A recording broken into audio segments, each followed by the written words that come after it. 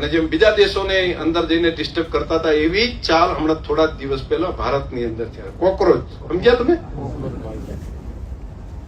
અને આ ઘટના કરીને કીધું કે ભારતની અંદર અમે આમ કરીને કરશું, પરંતુ અમને ખબર નથી કે નાનપણથી કરી અને જે માટીએ અમને તૈયાર કર્યા છે, આ ગુજરાતની ધરતીનું ધાવણ ધાવીને મોટો થયેલો માણસ છે, એને તમારી આવા ષડયંત્રોના કારણે કરીને અમેરિકામાં બેઠા કોઈ ષડયંત્ર કરે એના કારણે કરીને હિન્દુસ્તાનને તમે ચૂકવી શકો એવું ન થાય. આ બદલાયેલું ભારત છે, આ નરેન્દ્ર મોદીના નેતૃત્વ વાળું ભારત છે, આ સમજણ સાથે આગળ વધવા વાળું ભારત છે. સોશિયલ મીડિયાથી ચર્ચામાં આવેલી કોકરોચ જનતા પાર્ટીને લઈને હવે વિધાનસભાના અધ્યક્ષ શંકર ચૌધરીનું એક નિવેદન સામે આવ્યું છે. છેલ્લા ઘણા સમયથી આ પાર્ટી ખૂબ જ ચર્ચામાં આવી છે. અત્યારે હાલ તેમના ફોલોવર્સ છે તે દિવસે ને દિવસે વધી રહ્યા છે. હમણાં થોડા સમય પહેલા પણ દિલ્હીના જંતર મંતર ખાતે એક મોટું આંદોલન કરવામાં આવ્યું હતું, વિરોધ પ્રદર્શન કરવામાં આવ્યું હતું અને એની અસર ક્યાંક દેશભરમાં જોવા મળી હતી. પણ હવે આ સમગ્ર મામલે શંકર ચૌધરીનું એક નિવેદન સામે આવ્યું છે. આખો આ મામલો શું છે તેની વાત આ વિડીયોમાં. નમસ્કાર, હું હંસિની અને તમે જોઈ રહ્યા છો નિર્ભય ન્યૂઝ. શંકર ચૌધરી આમ તો પોતાના નિવેદનને કારણે અવારનવાર ચર્ચામાં આવતા હોય છે.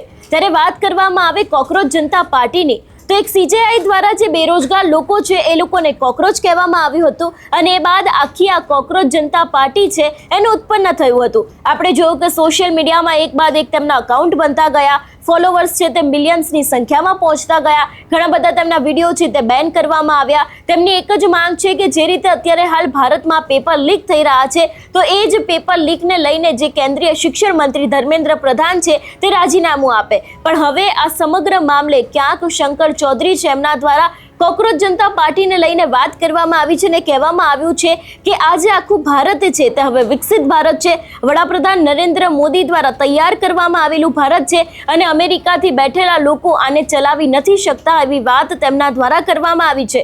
વધુમાં આ વિષયને લઈને શંકર ચૌધરીએ શું કહ્યું તે સાંભળીએ.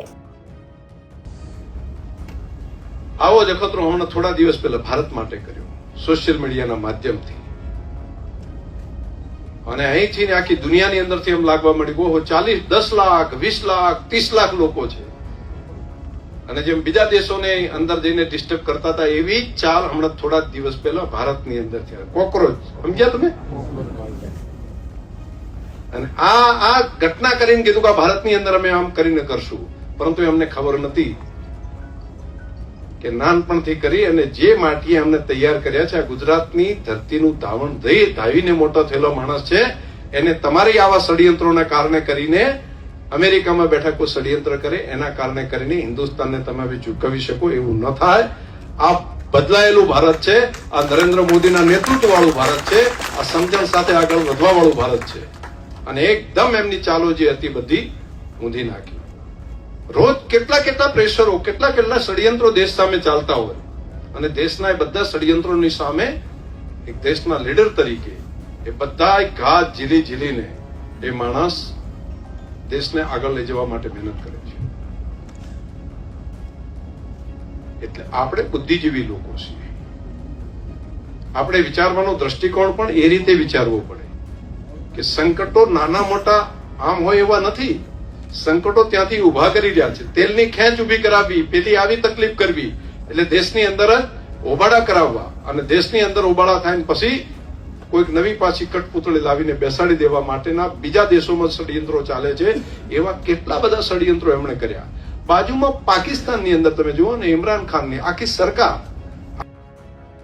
એટલે એક તરફ અત્યારે હાલ ક્યાંક સોશિયલ મીડિયામાં જે રીતે અભિજીત દીપકે હોય, તેમના જે બીજા લોકો હોય, એમની આખી કોકરોચ જનતા પાર્ટી ચર્ચામાં આવી છે અને એને જ લઈને હવે વિધાનસભાના અધ્યક્ષ શંકર ચૌધરી દ્વારા પણ આ નિવેદન આપવામાં આવ્યું છે.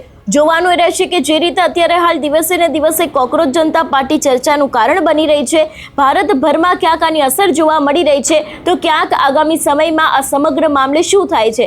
એટલું જ નહીં, વિધાનસભાના અધ્યક્ષ શંકર ચૌધરીનું આજે નિવેદન સામે આવ્યું છે કોકરોચ જનતા પાર્ટીને લઈને. એને લઈને તમારો શું અભિપ્રાય છે અમને કમેન્ટ કરીને ચોક્કસથી જણાવજો. તેની સાથે અમારી ચેનલ નિર્ભય ન્યૂઝને લાઇક, શેર અને સબસ્ક્રાઇબ કરવાનું ભૂલશો નહીં. નમસ્કાર.